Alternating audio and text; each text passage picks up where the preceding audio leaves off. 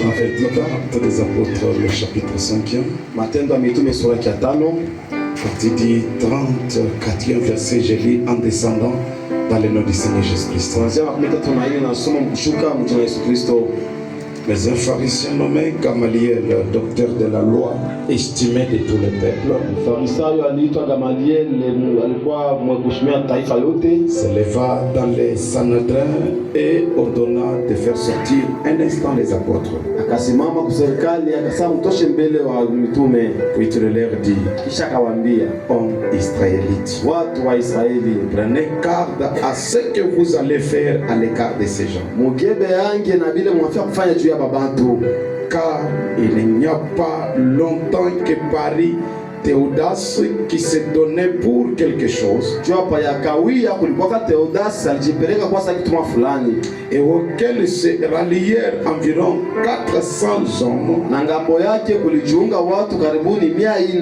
Il fut tué et tous ceux qui l'avaient suivi furent mis en déroute et réduits en néant.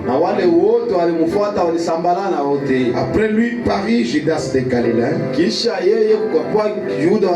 à l'époque du récemment. Il attira du monde à son parti. Il périt aussi. Et tous ceux qui l'avaient suivi furent dispersés.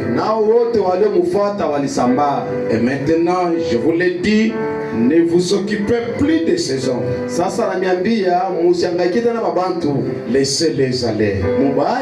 Si cette entreprise ou cette œuvre vient des hommes, elle se détruira. Mais si elle vient de Dieu, vous ne pourrez la détruire. Ne courez pas le risque d'avoir combattu contre Dieu. Ils se rangèrent à son avis et appelé les apôtres. Ils les firent battre des verges. Ils leur défendirent de parler au nom de Jésus. Et ils les relâchèrent. Que ce Dieu ajoute la bénédiction à sa parole. Moi qui vous êtes debout, je suis toujours dans Actes. Et vous êtes assis, vous voulez je dire. Je suis dans Actes chapitre 26. Du 21e au 22e verset. Voilà pourquoi les Juifs se sont saisis de moi dans les temples et ont tâché de me faire périr. Mais grâce au secours de Dieu, j'ai subsisté jusqu'à ce jour, rendant témoignage devant les petits et les grands, sans m'écarter en rien de ce que les prophètes et Moïse ont déclaré devoir arriver. Que Dieu encore vous bénir tous ce matin. Je pense que c'est depuis hier qu'on a commencé nos services. On a essayé de briser les seaux hier. Essayez de vous faire comprendre quelque chose. J'ai eu quelques questions au téléphone. Et je crois avoir répondu à cela. Ce matin, c'est juste un fortifiant. Souvenez-vous que j'ai eu cette inspiration pendant que j'étais souffrant. Nous sommes en train de parler de je parcourais encore une fois de plus ces sentiers. Là où je dois l'apporter ce matin, d'une manière un peu évangélique. Nitaileta ya asubuhi mwalimu ya injili. Et ce qui peut encore aussi t'encourager, te donner plus du courage. Kile kinaweza kukupatia tena zaidi ya udari. Comme j'ai lu avec le temps. Mfanya kumbana wakati. J'ai que des écritures, bien que la dernière est longue. Je suis dans mon message sur l'oseille d'une colombe blanche comme la neige. Prêché le 28 novembre 1965. Son paragraphe 225. Pourquoi moi, un vieil homme, ayant souffert toute ma vie, pourquoi m'a-t-il guéri maintenant? Mon soin ici n'est pas bien. Panama déclare, je crois que je parcourrai encore ces sentiers. Pourquoi Dieu m'a guéri? C'est pour que je puisse parcourir encore ces sentiers. Quel est ce sentier? Il dit, je dois apporter un message. Je crois que Dieu nous a fait, Dieu nous a guéri. C'est en fait que nous puissions parcourir une fois de plus les chantiers de l'évangile. On dit que l'évangile doit être encore prêché et jamais comme auparavant. C'est pour cette raison que Dieu vous a épargné des dangers. Si Dieu vous a guéri, souvenez-vous, c'est dans un but. Être un manipulateur de la parole sacrée. Si Dieu m'a épargné de la mort, Dieu veut me voir encore sur les sentiers de l'évangile. Dieu veut me voir encore me tenir derrière la chair avec l'évangile. Et c'est l'évidence qu'il n'a pas mis fin encore avec nous. Je suis dans, je sais que mon Rédempteur est vivant. Une prédication d'ici avril 1958. Paragraphe 19. Et oh, combien cela coïncide ce matin avec la foi. La foi vivante du Dieu vivant qui est dans son église. Quelque chose dans nos cœurs déclare qu'il y a un pays au-delà de la rivière.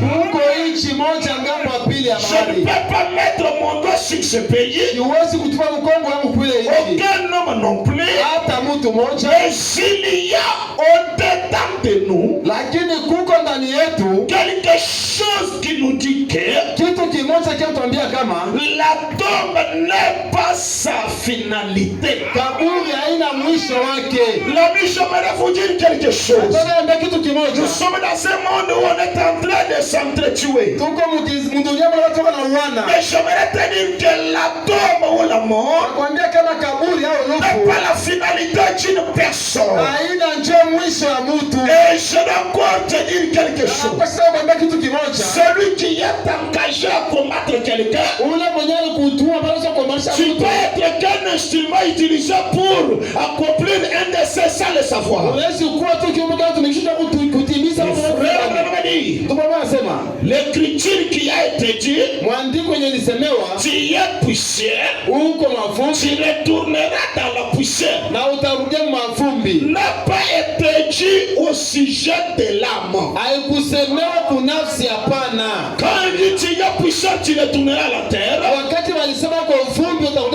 cela ne concerne pas l'âme. Ce n'est que ce corps qui est concerné. Il y a quelque chose au-dedans de nous. C'est quoi ça, frère Banam? Il y a un feu qui brille.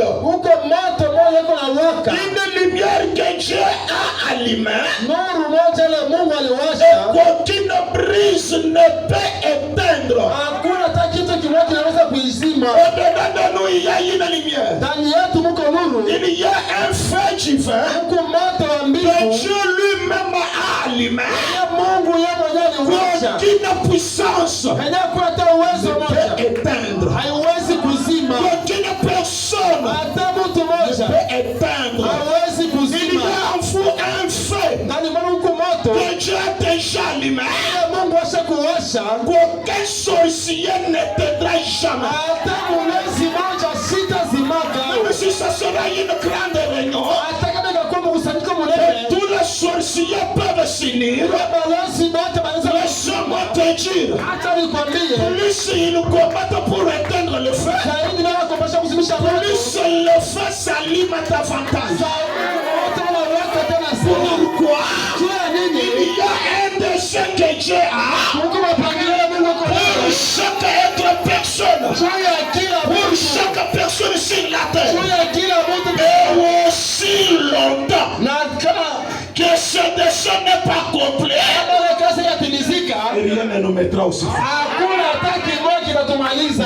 Rien ne nous mettra fin. Hakuna hata kimoja kinatumaliza. La maman déclare, Bwana anasema, il n'y a pas de vague de froideur dans l'église. hakuna mawimbi ya baridi Tu mukanisa. dois éteindre ce feu. Yenye naweza kusimisha hii moto. Comme l'église est devenue froide, Kwa kanisa inakuwa baridi. même moi aussi je deviens froid. Nabii inakuwa baridi. Non, Hapana. l'église peut devenir froide. Kanisa inaweza kuwa baridi. Mais le fait que Dieu a allumé dans le cœur d'une personne, Lakini moto la froideur de l'église baridi ya kanisa n'éteindra jamais. haitazimaka ile moto kamwe. Peu importe l'attitude de l'église. Hata iwe hali ya kanisa. Bwana anasema, Il n'y a pas d'indifférence parmi les gens. hakuna mtu kushituka kati ya watu. Même si les gens deviennent indifférents. Hata watu wanakuwa hawashituke tena. Mais c'est là ce que Dieu a mis dans nos cœurs. Lakini kile Mungu anataka kama kuzimisha moto Mungu aliwasha. Même s'il y aura des persécutions, Hata kwa maangamizo, il y aura des secousses. hata kwa matikiso, Les secousses là n'éteindra jamais. yote bila bitaweza kama kuzimisha moto.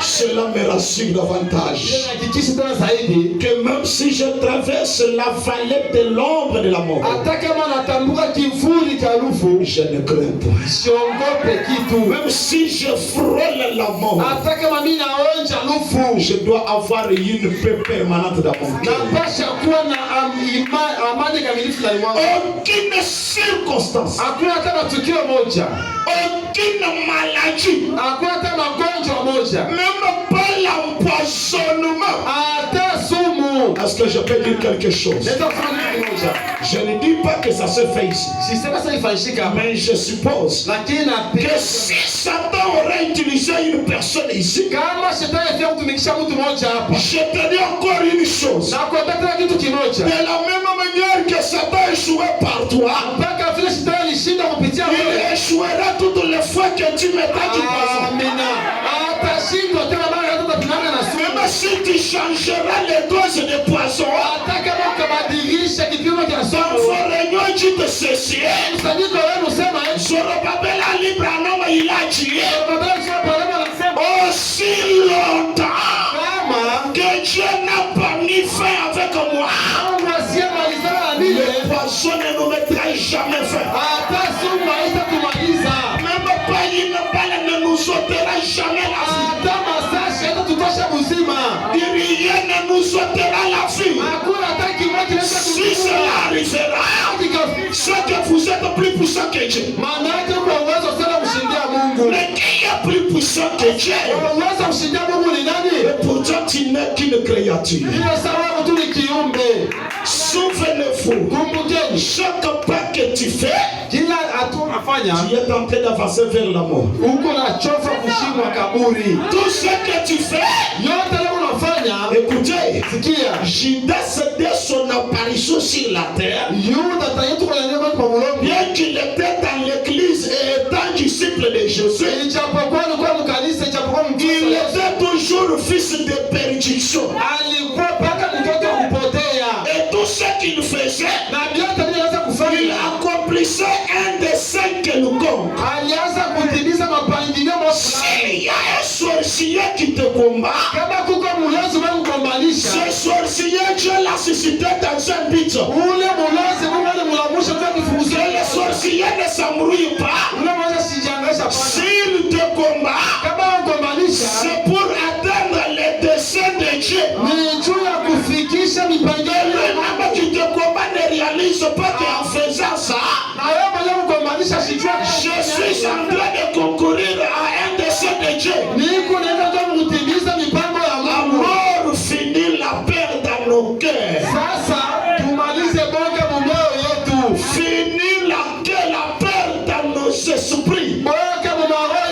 imalizike. La vie et la mort c'est dans la main de Dieu.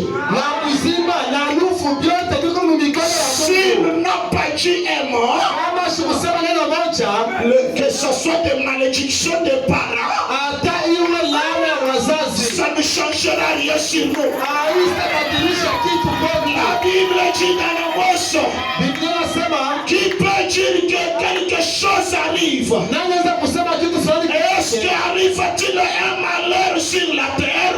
kuna kuweka na kumpa C'est que l'Éternel en soit l'auteur. kama milele ya shida mwenyewe alianzisha. C'est-à-dire tout ce qui arrive, Maana yake vyote venye c'est kufika pardonné par Dieu. ndivyo kama rusio na Mungu. Branham déclare, Bwana anasema car kwa sababu c'est le dessein de Dieu que son flambeau de liberté puisse briller ni mipango ya Mungu ndio inafanya ile flambo ya jusqu'à la venue du Seigneur. mpaka kukujua. Et Branham a dit, Na Bwana anasema et aucune puissance hakuna hata uwezo moja ne peut l'éteindre. haiwezi kuizima. Quand Branham dit aucune puissance, cela veut dire aucune puissance. Kama Bwana anasema hakuna hata uwezo moja, maana yake hakuna. C'est-à-dire s'il y a des puissances contraires à cet endroit, Maana kama kuko pa uwezo kwa kinyume pa ifasi. nous connaissons que nous vivons dans un monde où il y a toutes les puissances. Sisi tunajua tuko naishi mdunia mule Mungu na uwezo yote. Et je sais que dans cet territoire, il y a même des sorciers. Na najua mwiki kanisa Mungu na balozi. Ils ne sont pas venus pour aider, ils sont venus pour détruire. Wao hakuna tu kusaidia, hakuna tu kupomona. Mais laissez-moi te dire encore, Acha nikwambie tena. aussi longtemps que le dessein de Jéhovah n'est pas complet, Vile kazi ya Yehova yatimizika, la sorcellerie ne nous ôtera jamais la vie. huwezi kabla kutuua. Vous savez une chose, Mnajua kitu kimoja, le but de sorcier envoyé dans l'église, kifukuzo cha walozi kutumia mkanisa c'est pour nuire, ni choke kuharibisha, pour détruire, choke kupomoa, pour éliminer. kwa kuua. Alors si nous sommes ici Sasa naambia et que nous sommes encore en vie, na shi tu kutaka busasa, c'est-à-dire ils ont déjà échoué. maana yake mulishashindwa. Tout ce qu'il faut, il ne fait qu'échouer. Yote Mungu anafanya Mungu anashindwa. Pourquoi il s'échoue? Kwa nini unaona C'est parce que l'église est suscitée dans un but. tu tunamsha mkifuzo kimoja. Dieu envoie son homme dans un but. Mungu anatuma mtu wake na kifukuzo kimoja. Aussi longtemps que ce but n'est pas atteint, Kama kile kifukuzo kiatimizika, comme si vous avez dit non, nous avons échoué puisque nous sommes des sorciers. Il faut qu'on envoie une autre sorcier. hata kama unasema tunashika tu wawili, il faut tuongeze wengine. Même si vous serez toute l'église ici des sorciers. Hata mwa kanisa mkubwa na balozi. Souvenez-vous, Kumbukeni, Élie était seul Elia alikuwa yeye sur mmoja. Mont Carmel Mulima Karmel. avec 400 quelques prophètes Na manabii wa Kongo wa 400 qui étaient plus forts qu'Élie, wenyewe walikuwa na nguvu qui sana pouvaient kushinda. mettre leurs mains sur Élie, Wenyewe wangeweza kuweka mikono qui yao pouvaient chini. éliminer Élie. Wangeweza kumuua Mais ils Elia. n'ont pas fait ça. Lakini hawakuweza. Pourquoi? Juu ya nini? Dieu avait un dessein précis avec Élie. Mungu alikuwa na mapangilio na Elia. La majorité ne signifie rien. Wengi waonyesha Il faut un dessein de Dieu. umoja wa mapangilio ya Mungu. Josaphat, Josaphat après la mort de leur père, kisha alifa baba yake. comme il était un enfant d'une autre femme, Alikuwa mtoto wa mama mwingine. ses frères de leur marâtre Ndugu yake baba. ont déclaré que Josaphat, Sasa Josaphat c'était un enfant illégitime. ashina mtoto Il n'est pas digne de partage de l'héritage. asistahili kupata mali ya baba Ils yake. l'ont chassé Walimfukuza. pour qu'il ne puisse pas prendre l'héritage. Wasipata na yeye urithi. Et pourtant, dans les desseins de Dieu, Ile sababu mipango ya Mungu. Josaphat, bien que c'était un enfant venu illégitimement, Josaphat japokuwa kama dans le plan de Dieu, mipango ya il Mungu. était un chef. Il était celui qui devrait leur dominer. Bien que ses frères ont essayé d'empêcher, ont essayé de l'arrêter, les desseins de Dieu ne pouvaient jamais faillir. S'il y a quelque chose que la Bible dit qui est impossible à notre Dieu, c'est de faillir. Amina. S'il y a quelque chose de possible à Dieu, c'est de faillir. Dieu ne peut pas échouer. Je répète que Dieu ne peut pas échouer. Je te dis que Dieu ne peut pas échouer. Si Dieu avait un dessein avec toi, Dieu n'échouera jamais. Même si on a dit que c'est fini déjà pour lui, même dans les murs tu dois sortir. D'une manière ou d'une autre tu dois sortir. Josaphat après avoir parti, il avait oublié déjà l'héritage et autres. Ils sont restés se réjouir. Là c'est bien maintenant, le petit est parti. On va maintenant faire. C'est en ce moment-là que les ennemis sont venus. Les ennemis les ont fait comme ça. L'héritage qu'ils pensaient se partager et refuser cela à Josaphat. Ils n'en ont pas reçu. Les ennemis se sont emparés de la chose. C'est pourquoi dans la vie il ne faut pas combattre la personne. Ne combattez pas un homme. Parce que vous ne savez pas un mystère qui lui est attaché. Vous ne savez pas la grâce qu'il y a derrière cette personne. Si Dieu m'a créé géant, c'est indépendamment de ma volonté. Si Dieu t'a créé quoi que ce soit, c'est indépendamment de ta volonté. Si Dieu m'a fait un prédicateur, c'est indépendamment de ma volonté. Alors ne courez pas le risque de combattre Dieu. Ma sœur, prête attention. C'est ce que Gamaliel, qui avait une bonne éducation, a dit à son groupe. Ne combattons pas ces gens. Laissez ces gens. Laissez ce mouvement. Si cela vient de Dieu, ça ne tombera jamais. Si cela vient de Dieu, ça ne faillira jamais. Et il leur a dit, tire attention, ne courez pas le risque d'avoir combattu Dieu.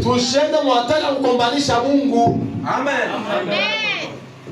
Il y a même des prédicateurs qui subissent les fois. Les fois, et les diacres, les administrateurs dans des églises, ça se fait comme ça. Oh, il faut qu'on puisse renverser les pasteurs. Est-ce que vos têtes là travaillent? Est-ce que c'est toi qui l'as suscité? Est-ce que tu connais un de ceux qui est derrière cet homme-là? Amen. Quitte dans de pareilles réunions. Même si vous n'êtes pas pour quelqu'un, même si ceux qui le prêchent vous ne croyez pas, ne vous hasardez pas de les combattre. Vous pouvez combattre Dieu sans le savoir.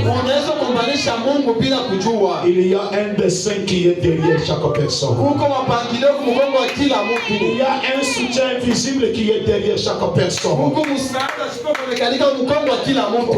que tu ne peux pas renverser. Amen. Satan, s'il était plus puissant que Dieu, il serait resté au ciel. Il ne serait pas jeté, chassé au ciel. S'il a été chassé au ciel, et ce messager, c'est lui qui l'a chassé est plus fort que lui. Ceux-là qui combattent les autres, ils sont du royaume du diable. Souvenez-vous que votre maître a été chassé. Uko si moja mkongo wa kila. Hata uwezo moja hawezi kuizima. En soufflant, Mukupuliza. ces choses ne feront que la faire briller davantage. Kupuliza kule utaiwasha tena zaidi. C'est comme un feu, un grand feu allumé pendant une journée chaude. Usafiri moto unawaka mujua mkifukutu. Oui, oui, oui, il y a un grand vent. Ule kuku pepo. Toi tu viens là, tu dis non, je vais un peu t'en offrir. Plus tu fais comme ça, plus cela s'allume. Ona pesa afya kushima huku njana uwasha tena. Des fois, c'est vos combativités là qui nous amènent plus près de Dieu. Mara ingine mabukovi wenu mwa tupika ndio tupeleka zaidi tena karibu na Mungu. Des fois, les démons nous aident. Mara ingine mapepo wanatusaidia. Et vous-même les démons, vous ne savez pas que vous nous aidez. Na mwa benye mapepo mujesa Mungu wanatusaidia. Plus je sens que je suis combattu. Zaidi nasikia mimi sasa kombanishwa. Plus je suis à genoux. Zaidi mimi naenda kumagoti. L'homme ne sera pas compte Mtu asichutambue de la vertu qu'il reçoit quand il est à genoux. ya uwezo leo unapata wakati Quand je suis à genoux, wakati wa magoti c'est un lien d'élévation. ni fasa kunanuliwa. C'est à cause de toi, démon, Ni juu yako, que cela fait que je monte. juu yako wewe pepo, juu Que Dieu me donne de nouvelles expériences. Mungu anipatie tena mpibano nyingine C'est mpya. que tu es en train de me soutenir sans le savoir. Manake kwa nisaidia bila kujua. Souvenez-vous Kumbukeni qui s'engage à combattre les desseins de Dieu ile majitoa kukombanisha kazi ya Mungu. ne fait que propager la puissance de Dieu sans le Wewe savoir. ndio unatangaza sasa uwezo wa Mungu bila kujua. Ne fait que faire la publicité de la puissance de Dieu sans le savoir. Wewe ndio kutangaza uwezo wa Mungu bila kujua. Rana Maji. Barama anasema Il s'est avéré qu'au fil des âges, nilifashika mwenda que mbiza. les persécutions fortifient l'église. Maangamizo ndio mkakamisha kanisa. La persécution Maangamizo nous fortifie. ndipo tukangamisha.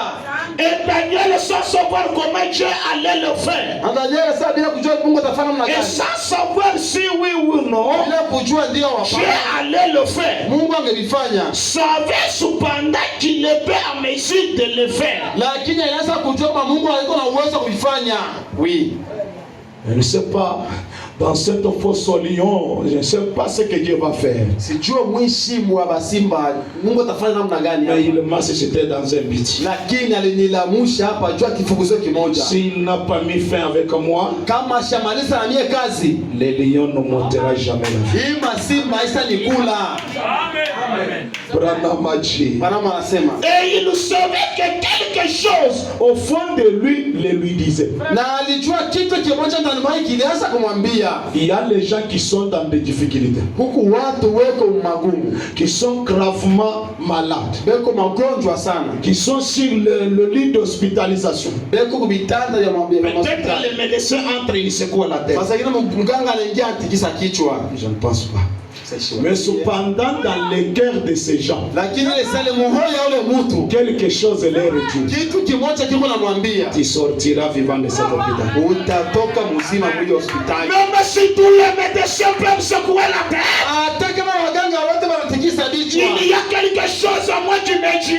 Kwa kitu kimoja ndani mwake wananiambia Tu dois encore vivre, tu as une mission. utaishi tena huko na kazi. Laissez-moi vous dire, Wacha niambie. même ainsi dit le Seigneur des dangers, Hata hii Bwana anasema ya hatari. ne mettra jamais fin au dessein. Aisha maliza kazi ya Bwana. Parce que des fois, Satan nous effraie aussi avec des prophéties. Mara English tena tuongopesha na maunabii, mautabiri. Alléluia, alléluia, mon Seigneur, tu dois mourir. Je ne meurs pas. Bongo sitakufa. Honestly le Seigneur, oui nakatala. Si le dessein de Dieu Kama mipango ya Mungu n'est pas compris, haijatimizika, il y a encore kungali tena de l'espoir pour ceux qui vivent. amina. Kungali tena tumaini kwa wale wako naishi. Ceux qui sont vivants ce matin, il y a encore de l'espérance. Moyo kwenye mtu bazima ya asubuhi kungali tumaini. Donc ne sois pas effrayé pour de petites difficultés. Manake hapana kuongopesha ndoto magumu tuloko. Dieu permet que des difficultés nous arrivent Mungu anaruhusu magumu tufikie. pour que nous en tirons témoignage. Tupate ushuhuda. Pour que nous publions la puissance de Dieu. Tupate kutangaza uwezo wa Tu es Mungu. venu ce matin malade. Ulikuwa asubuhi mgonjwa. Sa puissance doit te guérir Uwezo wake ambacho pour kuponya. que tu puisses dire aux autres, dans cette église il y a Dieu. J'étais allé malade. Après la maladie est partie. s'il n'y avait pas de maladie sur toi, tu n'aurais pas à dire aux autres. Mais dans cette église il y a Dieu. Il a fallu qu'il y ait des sorciers qui vont échouer dans leur mission pour qu'ils disent dans cet homme il y a Dieu. Je permets cela pour que vous témoigniez. Amen. Dieu avait permis que je puisse être, si c'est empoisonné quoi là, je prêche ça. Parce que vous savez que je serai déjà voyagé. Cette matière, peut-être que je peux partir pour du monde, aller rester là-bas avec les blancs, commencer à prêcher les blancs.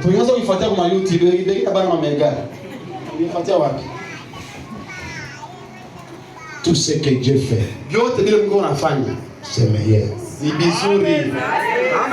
Cette maladie que Dieu a mis sur nous, c'est bon. Cette crise que Dieu a laissé venir sur nous, c'est très bien. Être renvoyé du service, c'est meilleur. Quand là derrière il y a Dieu fait en tirer gloire. Dieu fait que nous ayons un témoignage.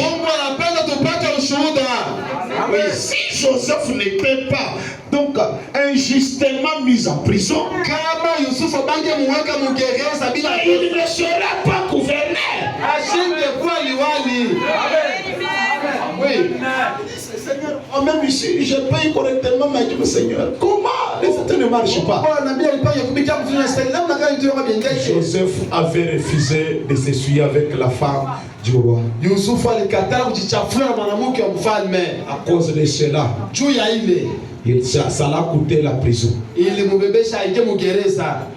Anyway, tu t'as condamné, j'ai pris la position de la parole. Les frères Branham me dit Dieu soutient ceux qui prennent la position. Aujourd'hui, je suis dans la prison, je devrais juste le faire. Là maintenant, si tu es en prison, la femme là de quoi? C'était la femme de Potiphar. Si elle venait maintenant te dire, tu es en prison, on doit faire pour que tu sois. Faisons. Moi j'avais refusé là. Mon Dieu ne m'a pas donc me protégé. Dieu a permis que cette prison soit là. Puisqu'il y a un témoignage là derrière la prison. La gloire qui est cachée derrière cette combativité. Laisse-moi te dire, dans le monde des esprits, on ne peut pas combattre quelqu'un qui n'a pas une étoile. En réalité, on ne combat pas l'homme. Non, Satan ne combat pas l'homme. Satan combat l'étoile qu'a cet homme-là. C'est la gloire qu'a cet homme que Satan est en train de combattre. Mais Satan, ça le savoir. Ce n'est pas moi. D'abord, même moi-même, je ne connais pas mon étoile et comment. Il y a une personne qui a fait briller cette étoile, qui a mis cette grâce. C'est pourquoi ta vie ne pouvait dire lève-toi, Seigneur, et défends ta cause. Lorsque le combat fait rage, tu dis au Seigneur, ce n'est pas mon combat, ce n'est pas mon combat, mais c'est ta grâce sur moi. Sur devant toi, défends maintenant ta grâce.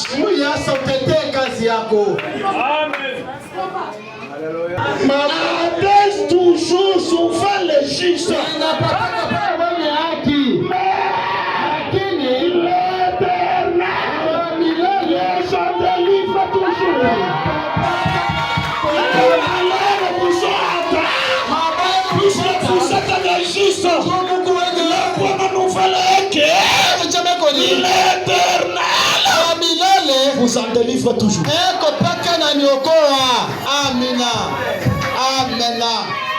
Je ne mourrai pas dans cette circonstance. Donc je ne mourrai pas pour la gloire du diable. Et toi aussi il faut être dans cette obédience là. Que Satan ne t'effraie pas. La terre. Dieu veillait toujours sur moi. Il a un programme pour toi. Il a un programme pour toi. Tu ne m'as pas tué à la base. Amen. Dieu a fourni tous les efforts pour maîtriser Moïse. En dehors de Moïse, aucun prophète sur la terre, même sur la terre, pouvait aller en Égypte, faire sortir le peuple de l'Égypte. Un homme dit quand Dieu envoie un homme, il envoie un homme selon les caractères des gens de ce temps-là. Il a la capacité de gérer les gens de ce temps-là.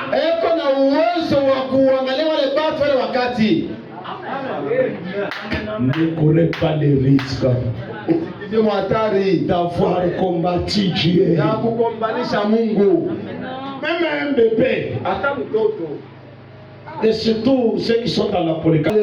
Peu importe combien nous semblons parfois indifférents. Et comment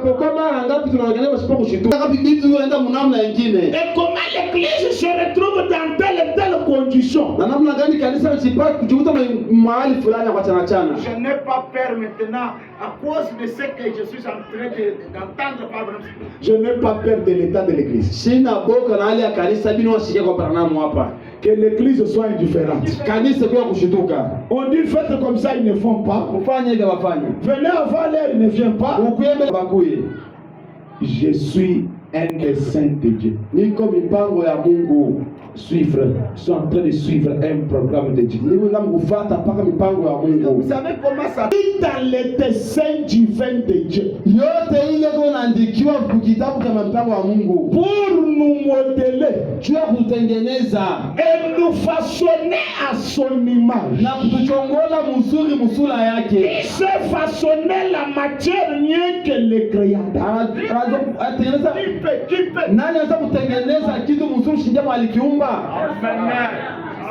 Vous savez, quand on façonne quelque chose, prenons un bois ou bien des trucs ici pour le façonner. On a fait passer dessus, on a fait passer tout ça.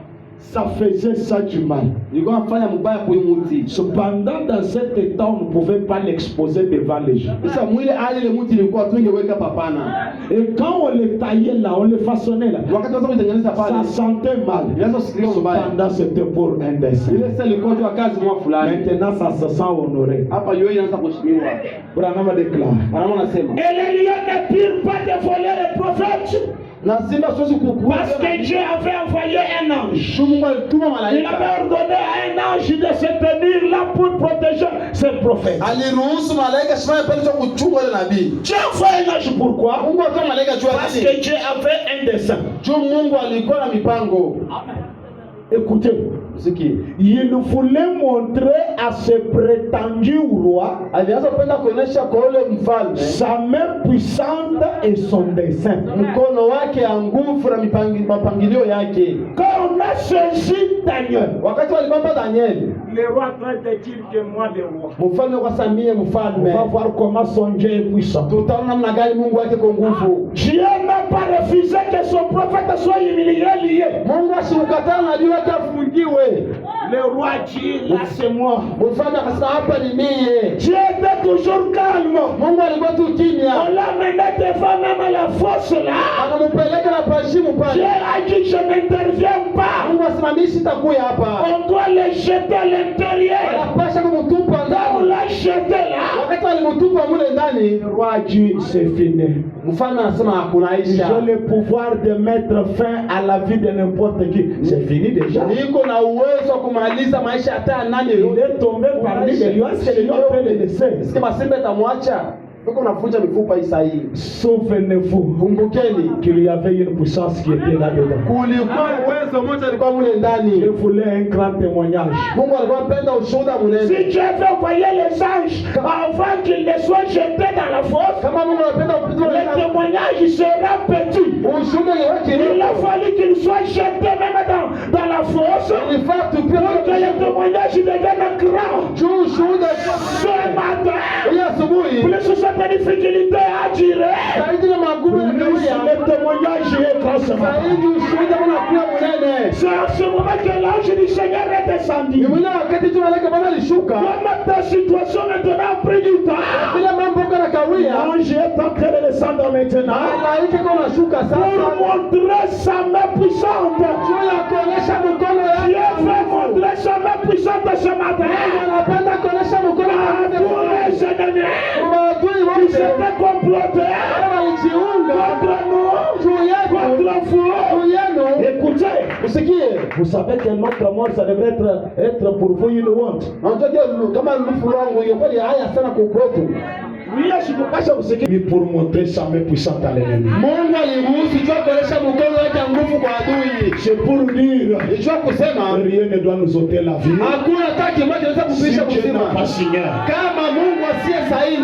Mais il y a des gens qui ont traversé des accidents graves, Kuko batu shapita matari ya nguvu. dont les autres sont décédés. Wengine wanakufa. Mais vous n'êtes pas mort. Lakini wao kufa. Pourquoi? Kia nini? Vous êtes tout un dessein de Dieu. Huko mipango ya Mungu. Amen. Branham a dit, Panama anasema. je pense que c'est ce qui se passe aujourd'hui. Na waza mtoke kile kinapitikana leo. Dieu Mungu cherche toujours à manifester sa main puissante aux ennemis. hebu atafuta kila siku kuonyesha mkono wake wa nguvu kwa adui. Que Dieu est en train de préparer un peuple Mungu ako anatayarisha taifa moja. auquel il peut révéler sa main puissante Anaweza kuonyesha mkono wake wa nguvu et pour accomplir son puissant dessein. na juu ya kutimiza mapangilio yake. Oh, je suis si heureux ce matin Niko na furaha sana ya qu'il asubuhi. nous vive dans mon cœur, Akuishi muroho qu'il yangu. ne soit pas un Dieu mort. Ashikuwa Mungu. Usikia? Hier matin, Jana asubuhi. j'étais assis dans une chute Mbele kata nywele. et un jeune homme me coiffait dans le salon de coiffure des frères et quand. Na kiana mmoja sokata nywele mule Et j'étais juste assis là, Nilikuwa nishakala la pale. tête baissée. Kichwa ya kunya. Oh, j'étais si fatigué. Nilikuwa kuchoka. Mes réunions avaient été très longues. Kusanyiko wangu ilikuwa Et mrefu. je cherche à partir le matin pour un petit repos avant le début des prochaines réunions. Ndio tafuta kwenda asubuhi mbele ya kusanyiko. Et j'étais si fatigué. Non, Sasa que j'étais assis là, nilikuwa shakala pale tout d'un coup, mara moja. au lieu que j'entendais tout le monde parler, Naweza kusikia watu wote wanasema. il me semble cependant que j'étais dehors dans l'espace. Ilionekana sasa mimi nakuwa nje muwewa. Je me suis dit, Nilisema, et je fais une crise cardiaque. unafanya crise cardiaque vile nini? Et j'étais simplement en train de quitter le fauteuil du coiffeur. Nilianza kutoka mukiti ya coiffeur. Je me suis dit, Nilisema, je me demande si c'est ce qui est arrivé. nilikuwa tulisha kwa choki kinafika. J'ai senti mes mains, Nilisikia mikono elles yangu étaient encouragées. inakokoteka. Donc ça manque maintenant la sensibilité. Inashinda tena kuteka. Aïe, la terre. Et mon cœur semblait avoir cessé de battre. Na roho yangu inasa vile haipige tena. Il est en train de quitter déjà la chair. Nilianza na kutoka mukiti. Il a senti que son cœur était déjà sorti. Anasikia na roho yake inaanza kutoka. Les mains ne bougeaient pas. Mikono haitaki tena. Alors il s'est dit comme ça, j'ai piqué la crise. Hii inapiga ni crise. Il dit, Nasema, et je me suis dit, nilisema, J'aimerais que quelqu'un puisse comprendre ce que Branham a dit. Napenda mtu mmoja leo kitu anataka kusema hapa. Dans cet état-là, Mwile hali ile. Branham a compris qu'il était parti. Branham leo sema aisha kwenda. Mais je me suis dit, Nilisema mais lakini l'évangile doit être encore prêché. injili inapaswa kuhubiriwa tena. L'évangile doit être encore prêché. Injili inapaswa kuhubiriwa. Comment je dois mourir? Namna gani nataka kufa? L'évangile doit être encore prêché. Injili inapaswa kuhubiriwa tena. Dans cet état-là, Ile hali ile. quand j'étais gravement, Ilikuwa je me suis dit, Nilisema mais les mystères doivent être encore prêchés. maasiri kuhubiriwa tena. J'ai encore des inspirations. Tena mapulizio. Je n'ai pas encore présenté à l'église. Ile sio onesha kukanisa. L'évangile doit être encore prêché. Injili inapaswa kuhubiriwa C'est tena. pourquoi je parcours de nouveau ce chantier. Choko mara kuzunguka mara nyingine mwingi. Prêcher le message. Hubiri Sans ujumbe. regarder que ça va blesser qui est. Il a le message. Onesha ujumbe. C'est dans ce but-là. Vous avez parlé de la mort. Écoutez, ce n'est pas étonnant qu'Ézéchias, lorsque on lui a donné l'insigne dit le Seigneur de la mort, il avait des bons projets pour Dieu.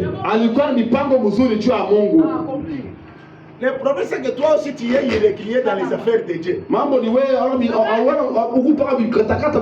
Sauf que tu n'es même pas important dans le royaume de Dieu. C'est-à-dire, quand le danger t'arrive, tu dois aussi dire ce que tu fais pour Dieu.